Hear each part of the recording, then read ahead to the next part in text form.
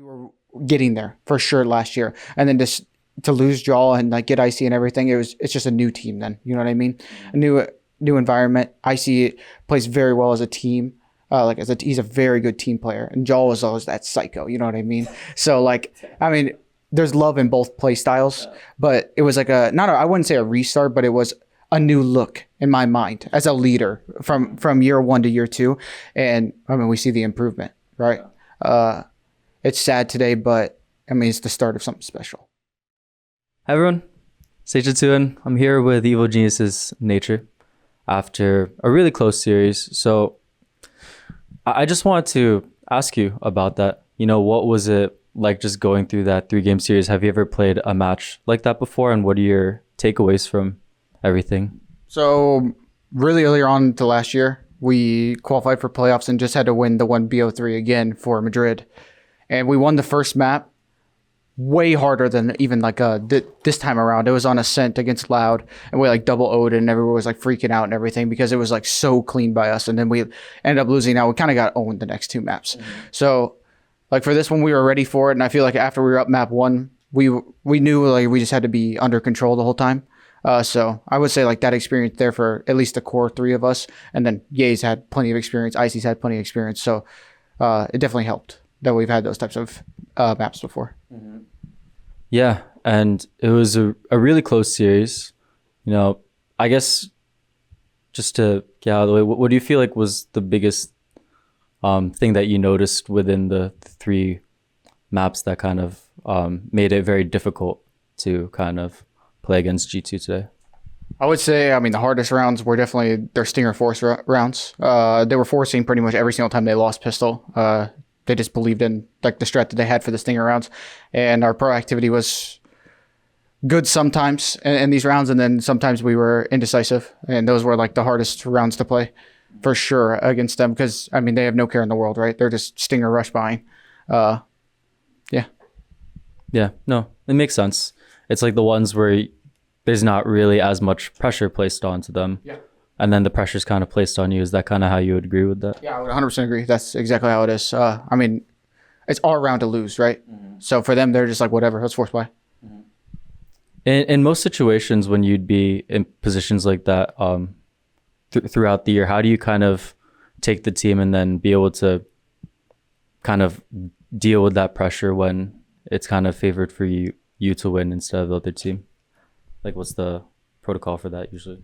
I wouldn't say there's much of a protocol. I think what we dive in and focus on a team basis is doing your job, no matter what round it is. Mm-hmm. And as long as you're focused on that, the round win will happen at the end of the day. And it's not easy to do your job on these rounds, right? Because they don't care that much. Mm-hmm. So I think we lost focus sometimes on that. And that's just kind of the rough end of it. Yeah. Now, I want to really just move aside into kind of more of the positive aspects.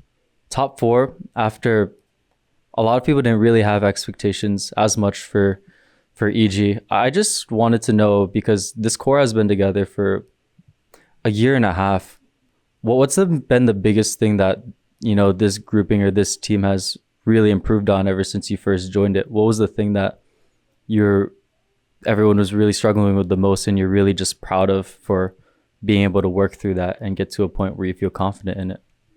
Okay, I would say what I talked about before with doing your job. It's an aspect that, you can do your job outside of the practice room and stuff like that. And I think that we all focus on doing that for sure. But inside the practice room, it's your role. When you're on this agent compared to this agent, what is your job changes, right? And I feel there was some identity issues with roles and stuff like that at the very, very beginning. Obviously, we did the swap with Ye and IC on Pearl for the duelist and stuff like that, and things just got better. And I think that's just because we just adapted to the roles and we were really, really comfortable. Mm-hmm. We talked about it, but when we did the Lotus change, we have an interesting comp on Lotus. Everybody's got differing opinions on it, how it's bad, this, that, and the other. But we did a change, and that kind of unlocked us as a team. We were able to really focus, be fluid around the map, and also proactive. And that's kind of what we took that map and we try to do that everywhere else. And that's what I'm mostly proud of. We were able to take that map, and once Lotus in general just became that map for us. All the other ones just got so much better because we were so honed in on doing our jobs as initiators, as duelists, and stuff like that. So yeah, I would just say we just started to mesh from then on. You know, as the IGL in the team, I feel like it can be kind of mixed where there's certain IGLs that like to play a bigger hand within kind of just the preparation of the maps and just relaying information to the rest of their teammates.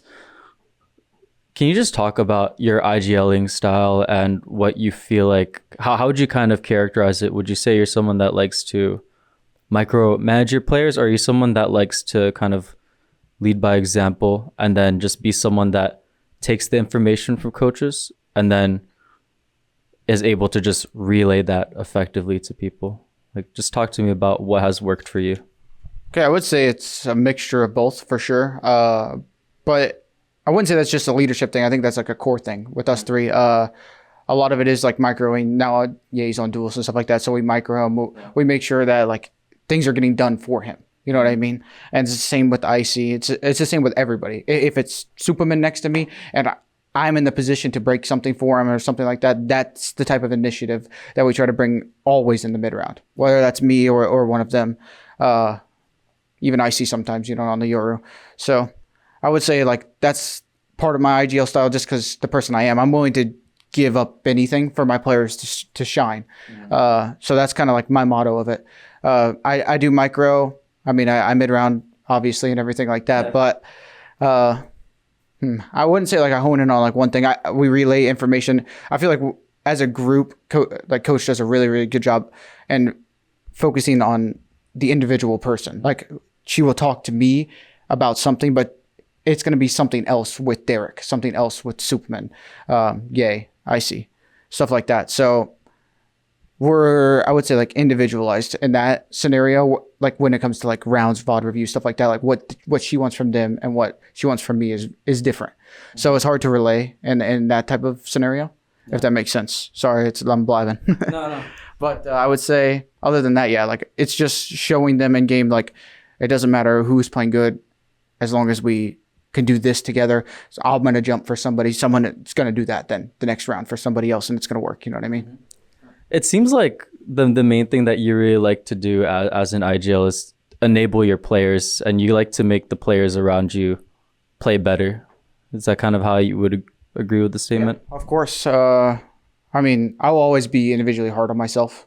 You know, like people are going to see my tweet. I said it's my fault, right? But at the end of the day, I'm going to jump for any of my players. I'm going to do like anything to make them play good. So they're confident and they're going to take over the game. And that's kind of like something that coach has instilled in me, but also that's something I came in with and she loved about me is that I was willing to sacrifice anything to win. It's like that was the main thing that initially first drew Potter to bring you onto EG, because you're willing to do anything for your teammates to succeed. 100%. So then what's it been like being the leader of this team and being able to watch it grow from over the past year and a half? What's that been like for you to see this project that you've been the leader of, and then just kind of helping build and seeing it, get to this point? Stressful. There's definitely the number one word for it. There's a lot of high and lows. People would like, coaches in the room said this should be a high for us. We have to build from this top four and everything. It's a low for me just because individually I let some of it go. But I would just say, it's stressful, but it's also amazing, right? We had a world champ, Jaw. I love him to death, you know what I mean? Swapped roles. We were getting there for sure last year. And then just to lose Jaw and like get Icy and everything, it's just a new team then, you know what I mean? A new environment. Icy plays very well as a team. He's a very good team player, and Jaw was always that psycho, you know what I mean? So there's love in both play styles, but it was like I wouldn't say a restart, but it was a new look in my mind as a leader from year one to year two. And we see the improvement, right? It's sad today, but it's the start of something special. I'm just going to give you the floor to speak to EG fans and, people that have really latched onto you and followed you. So just anything that you want to say to everyone.